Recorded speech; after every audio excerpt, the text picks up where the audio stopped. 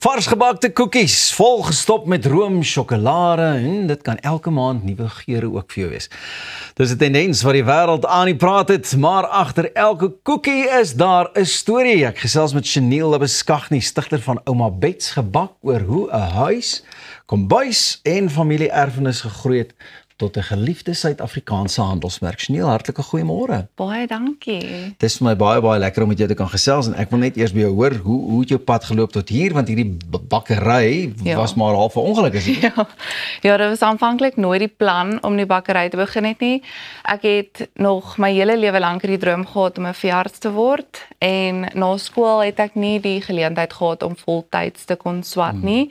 So toe het ek 'n voltydse werk gehad en ek het deeltyds by Unisa Animal Health geswat. En met dit het ek hier op die einde gekom waar ek nou voltyd werk en ek moet nou 'n praktiese jaar voltooi.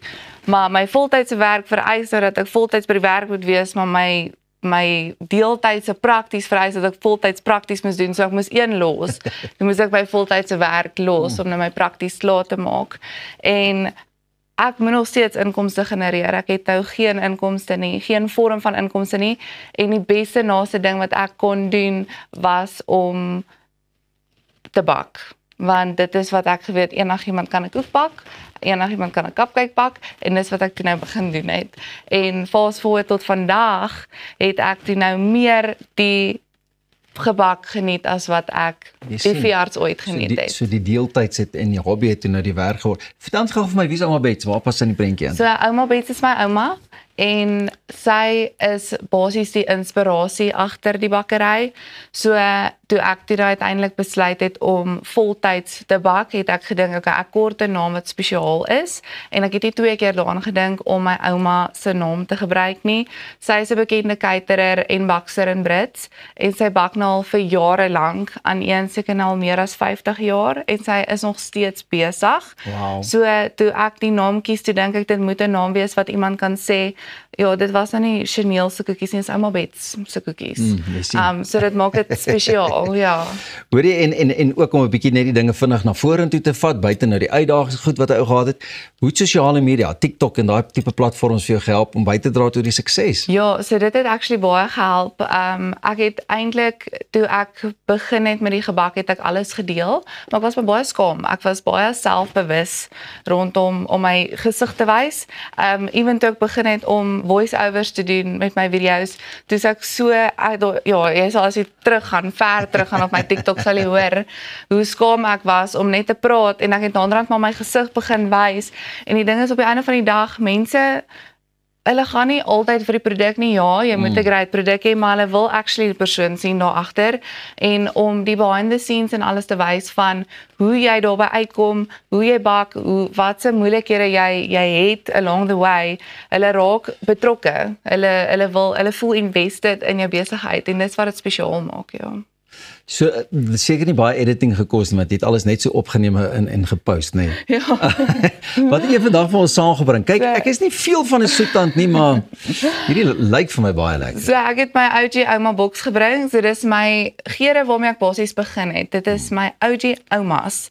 So ek het hulle saamgebring om net te wys wat presies is die koekie, want as ek sê koekie dan dink mense aan 'n room en 'n cream en hierdie is meer soos 'n koek met lekker vulling aan die binnekant. Daai is vir my baie pragtig. Ek meen, as jy net kyk na die verpakking. Ja. So hier is nou 'n lekker stuk koek.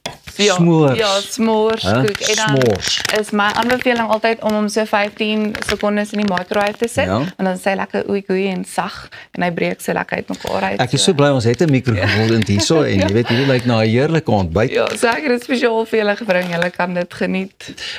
Wat maak dit vir jou lekker? Ek meen as jy ook nou terugdink aan waar jy begin het en hoe jy begin het en waar dit nou al is met 'n volwaardige besigheid. Ja, nee, dit is ek het eerlikwaar toe ek geswat het, toe was ek eintlik maar ek was sielsongelukkig geweest en ek kon nooit verstaan het hoekom nie.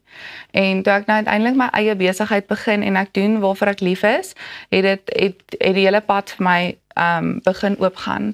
En dis presies waar ek nou sal sê ek sal dit vir niks anders te verruil nie. Dit is vir my so lekker om te kan doen waarvoor ek lief is.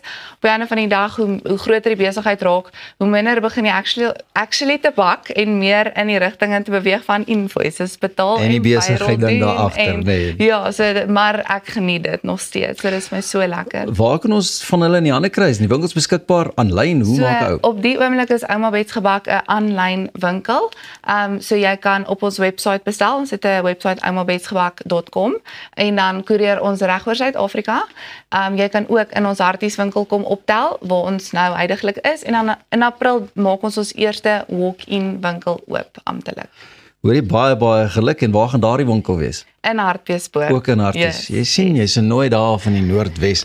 Luister, ek wil daarom net sê, hierdie lyk vir my baie lekker. Kollegas, ek weet nie of okay, sy sharing is caring. Dress as your pet today, daar's soveel gedagtes wat aangaan. Can I eat this? Ja. Eat like my pet today. Ja.